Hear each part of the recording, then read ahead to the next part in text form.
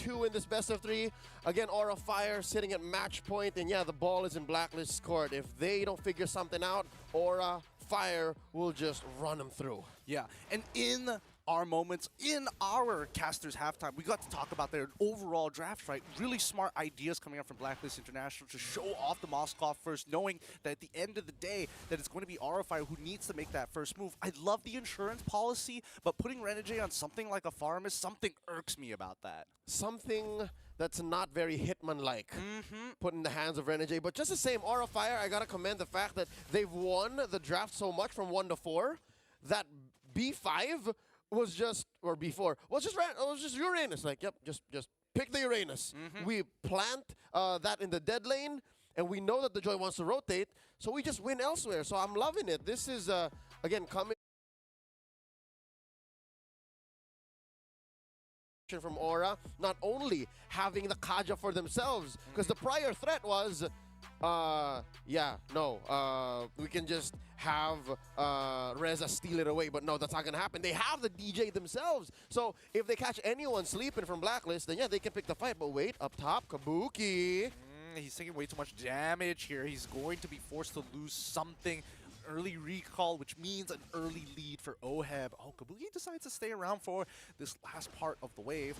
They can't punish it just yet, as well as High making sure that he's covering, but notice that even the Valentino was trying to make a move. Yep, we see that Reza is going off of momentum from game 1. He played an amazing, Valentina game. So he's basically pressing load save game. Now bottom lane, this is a matchup that I think both of them have to make the most of. Again, clear it, and then they know that they both don't want to stay there. This is very much akin to a Lapu-Lapu Terizla matchup, but this time around it's very rotation-based. It's very like, yeah, I'll stay and then go as quickly as possible. And that's what we're seeing here. How deep Aura is. Look at that. Dang, Vaughn actually playing that really, really well. Able to steal away at least one camp to get the EXP lead. It hasn't really turned it into a full lead just yet, but both sides just refusing to use the Retribution. Edward getting ready for the electrifying beats. He's stacking it up fast. The box comes down, and Hades tries to get into the middle of that pit. He takes it away with the call Altar as well. First blood achieved by Oheb as they make it back out. Renegade wants a little bit more, but High is going to walk away scot-free. Pot Levy is going to make it easy for Renegade to walk back, and will try and force him to recall as soon as possible with the Ionic. No, he's not going to die here, right? No, Palevi. Palevi, don't do it. He flickers forward to try!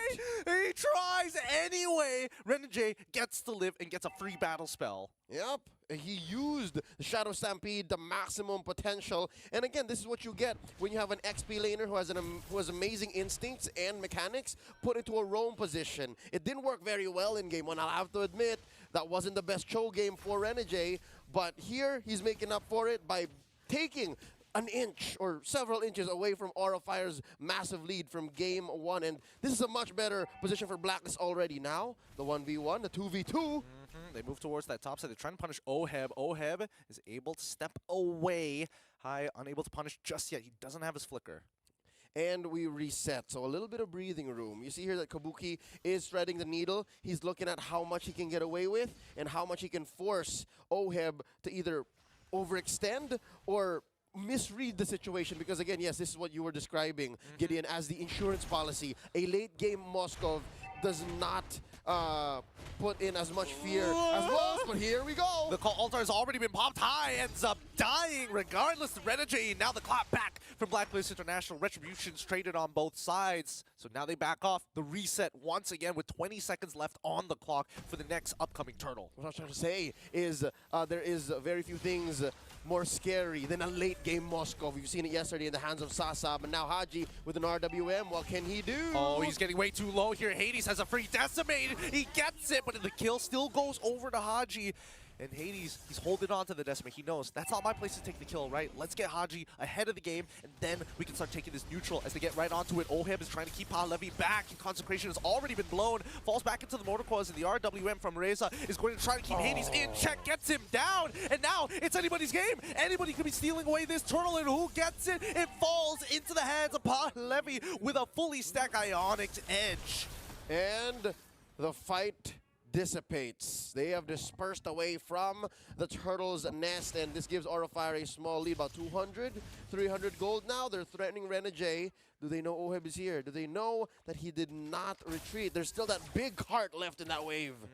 Yep, you don't want to be missing any of those. But then again, we've already passed the 5-minute mark. It's not going to matter any longer. But the amount of pressure that Aura is putting on this very first Tier 1, 5 minutes into the game is looking good. Slight leads on all sides. Call Altar is already down. Black. Oheb still falling at the very, very end. Tries to use the Inspire to keep himself alive. And now RWM, as the clap back high, is able to use the Lightning Bombs just to get out of the box. Oh, so close. But that's never enough. Now Van with the clapback, bombs away. Hades, oh, he got terrified. Yeah. Oh, that's so unfortunate that the Terrify makes you go the opposite direction.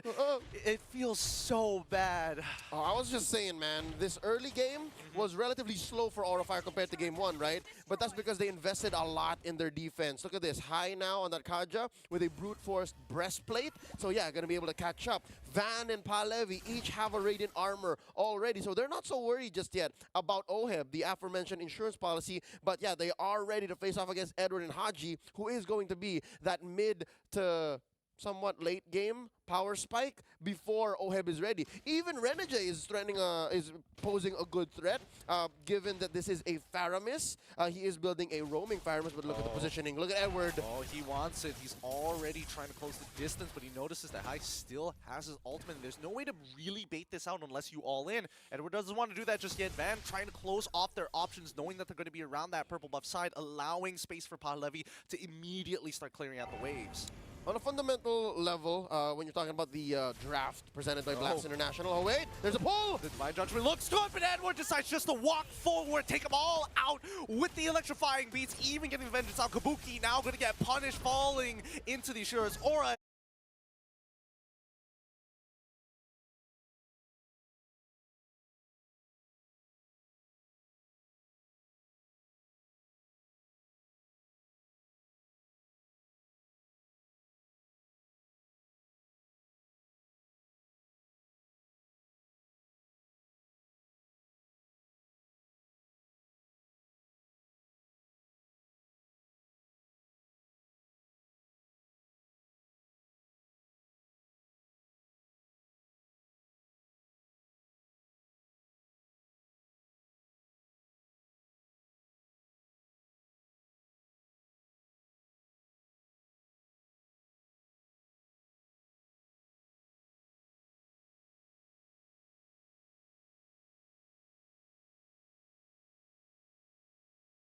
But he can tank all the members at once. He needs to start speeding this up. He's got Retribution. Oh no! He drops it and he's able to secure the turtle. Does he get to walk away for free? Ooh, Call Altar protects the rest of the team.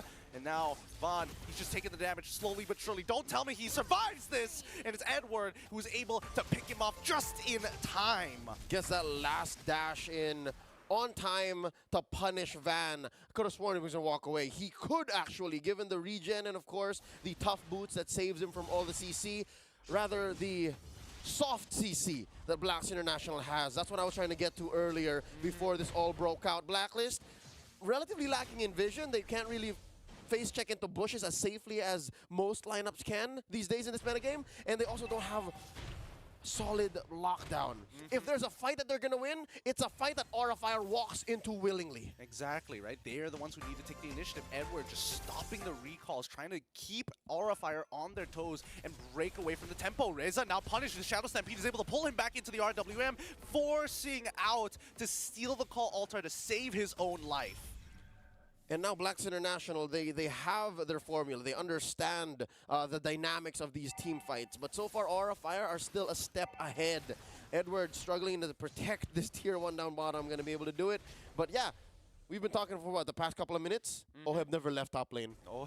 Palevi has been keeping him honest, and he's still there. Yeah, Palevi is just he's gonna wither the storm, of course. But here we go. Hades, he's walking up a little close, high, actually flickering forward into the Divine Judgment, ensuring, no, Kabuki misses, and now the kill goes over to Reza. You wanted to snowball Kabuki, but hey, if you're gonna miss, Reza's gonna take it. Renegade forced the back away, gives the information over to Oheb. The tier 1 needs to be sacrificed here. Hey man, a kill is a kill, and as long as we're pushing the tempo, yeah, we are ahead. Aura Fire, they want to keep feeding that fire fuel to it, these logs, this gas, and they just keep on going. Now, Turtle has turned into Lord. This is a major objective that I think Blacklist can commit to contesting, but they have to have full vision. Oh no, not like this. Not with the waves being cut this deep in. Oh, shades of the General, shades of the Lar. Look at how deep that Uranus is in. I hate it. I hate it so much. The double proxy already looking so very good, and now they're getting on top of Van so far. He's tanking it, but he's only taken so far. Whoa. He ends up dying regardless. Reza tries his back. The Shadow Strikes are good, but Edward finally pops his Vengeance at the very end. He doesn't have the electrifying beats, but the rest of Blacklist International are a man up, and here comes Paul Levy to stand in that front line, taking almost no damage against Oheb, who doesn't have his items. Without that retribution, it's up, but Bennett's Rage comes out. Mega kill coming out from Agent Zero, who helps Hades secure this Lord with his own retry. Blacklist finally back away. They are yet to be out of the woods. Aura Fire still ahead, maybe 800 gold. And now Edward, close to it. Forward flicker by Kabuki. All right, that just puts us back to 0, maybe. I don't think it. Well, I guess tank any further than this.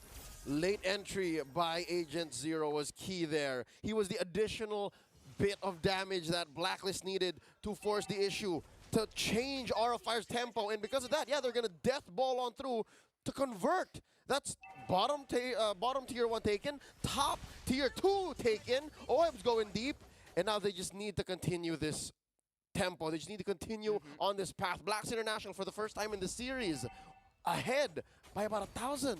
Yeah, I mean, you got to give it to Renegade right now, because he is making sure that High is having a tough time finding these divine judgments, right? You need to be able to kind of pull them away. That's the big key thing about the not the Kadita, but the Kaja, but man, that Shadow Stampede has been so sharp each and every time, pulling him back. Yep, and that's the tempo breaker. That's one of the few ways that Blacklist can be punished in this position that they're in now. 12 minutes in, 11 kills for Blacks International, but mind you, Aura Fire have made the most of the 6 that they've gotten.